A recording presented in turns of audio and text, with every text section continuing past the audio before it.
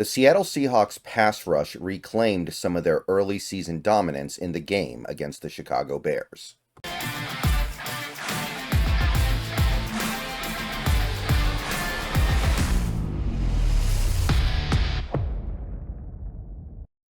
What's going on, everybody? Good morning. Hope you guys are doing well. It is Friday. We are just a day shy of the weekend.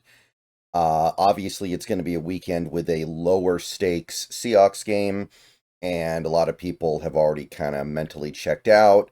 I think that this upcoming Rams game is going to be relatively stress-free for Seahawks fans.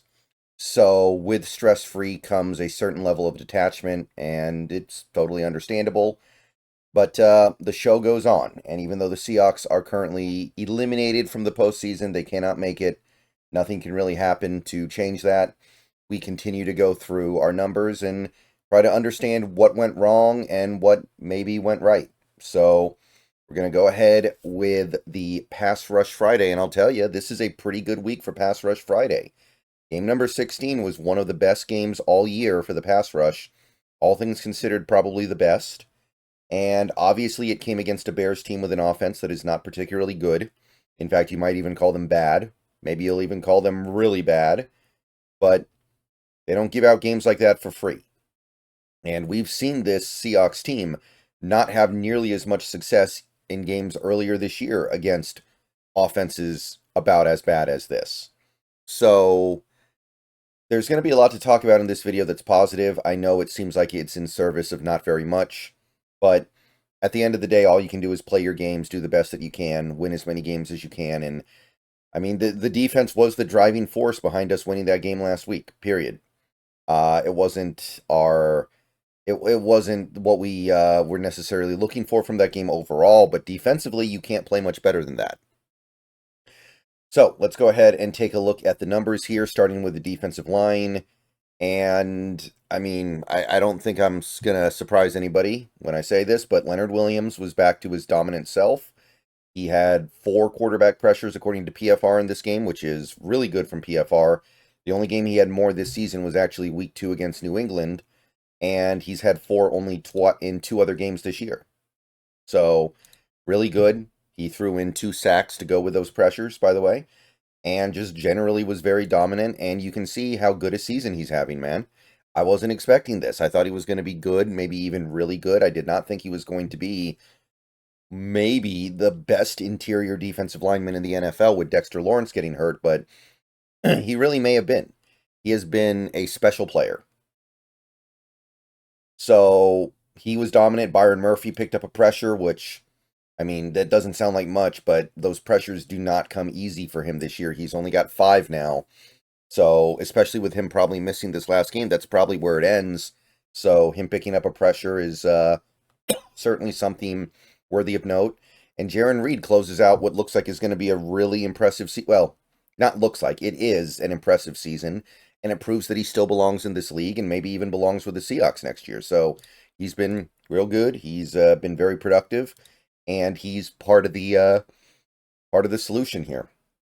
All right, and that's it. Nobody else, but nobody else really played, right? And that's ultimately going to be the big problem here. That's the stitch up with this whole defensive line, and it's why I'm going to be pretty open-minded when it comes to adding defensive line talent this offseason. You've got 2 guys on this team right now who are getting significant amounts of pressure from the defensive line, and they're both on the wrong side of 30. One's a free agent, by the way. He might not even be here next year, but even if you accept that Byron Murphy's going to make significant improvements this year, we don't have anybody else on this team that is capable of providing even a tiny bit of pressure, right? Mike Morris didn't develop. Miles Adams is on the Lions now. Jonathan Hankins should retire. Cam Young can't depend on him for anything at this point. Roy Robertson-Harris, that didn't work out. It's understandable they wouldn't do a lot, but they've done essentially nothing. And it's definitely something that's going to have to be addressed, and don't be surprised if the team spends significant resources on making sure this doesn't happen again, because this is just a little too imbalanced. Our defensive line, for my money, did not live up to expectations this year in terms of pass rush, and that's with Leonard Williams having a season that was beyond my expectations, and Jaron Reed being better than expectations. That tells you there's something not quite right. But 7 QB pressures from the defensive line was tied for first place for any Seahawks game this year. So they were great. Nothing wrong with that. Nothing but positive things to take away from that. Linebacker, inside linebacker, Ernest Jones remains with the goose egg. Which, I mean, look, Ernest Jones has been great. I'm not here to criticize him as a player, but this kind of hurts my feelings because I really thought he was going to be great with McDonald's blitzing stuff because he's a great blitzer, but so far, minimal impact as a pass rusher. Next year, baby. Hopefully he's back next year. I think he will be, but Ernest Jones, no pressures. And Tyrese Knight, he did add one. Tyrese Knight picked up a QB pressure in this game. So he has exceeded all expectations for me this season. I'm really happy with his rookie season. Cannot wait to see where it goes. All right, edge rusher. We had a little bit of fun here as well. Everybody chipped in. Uchenna Nwosu picked up one. Boye Mafe with a pair. Derek Hall picked up a QB pressure. And remember, he only played 10 snaps. And Draymond picked up one. Obviously, these numbers are a lot lower than the numbers you saw for PFF. And, you know, there's always going to be that debate on whether or not PFF or PFR is the better resource to use. I prefer PFR, generally speaking, but like this is just good to see. These last 2 weeks now, 2 weeks in a row, we've seen decent all-around production from everybody in the edge room, and that's going to be what we need going forward. This ended up being a lost season for Uchenna Nwosu, but look at how productive he has been since he got back. Like, he is actually putting up some pressures on the board here, and I'm starting to think that we are going to bring him back in 2025. I think he has probably proven himself capable of being worth at least most of that contract. And that's all you need. You don't need him to be worth all of it. You just need him to be worth enough of it to where it's not worth it to cut him because he's still getting a lot of that money. And Nwosu's a very good player. He could add a lot to this team in 2025. So this is something that I take something positive away from this, right? I take something positive away from it. Derek Hall might reach 30 pressures on the season, which would be really, really good, beyond my expectations. And Mafe may end up not far off from what I was thinking. Remember, he probably got hurt and has been playing through it all year. That's part of the issue. So all things considered, I'm happy with where things are going there. And hey, Draymond, you say what you will about him, but I think we're getting more out of him than most would have expected. So the edge crop, 5 pressures, pretty good, not stellar, but workable, totally workable, can live with that. Cornerback, we got a sack from Devin Witherspoon. It was an unconventional sack, I'll grant you. It was a sack on what seemed to be a trick play.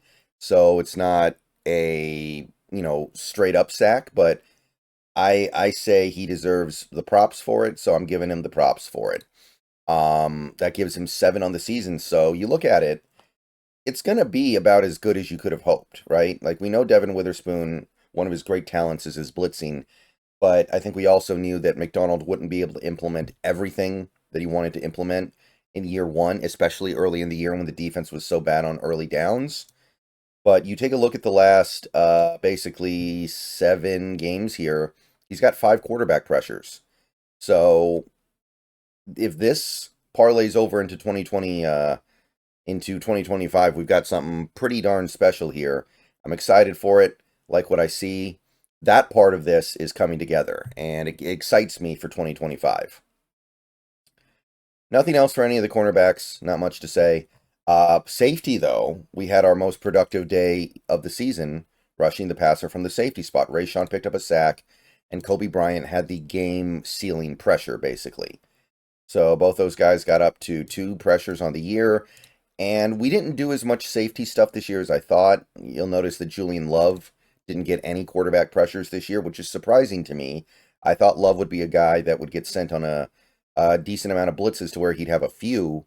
But again, some of this stems from early in the season, us not feeling enabled to blitz a lot because of the way we were deploying our defense on early downs was such that we never got to those late down opportunities. But this was good, and so is this.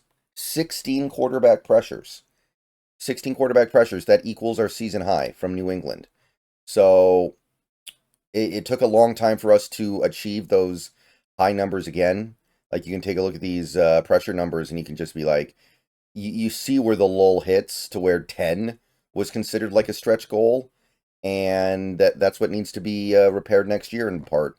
And maybe it's as simple as getting a healthy season out of Uchenna Nwosu, but yeah, for a day, they looked dominant as they did early in the season.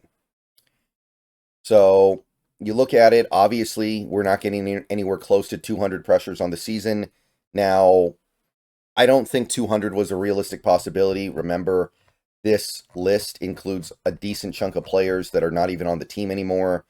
And when you bring new players in, you add projections for them. So somebody like a Jerome Baker and Tyrell Dodson are adding to the projected total in a way that is completely unrealistic.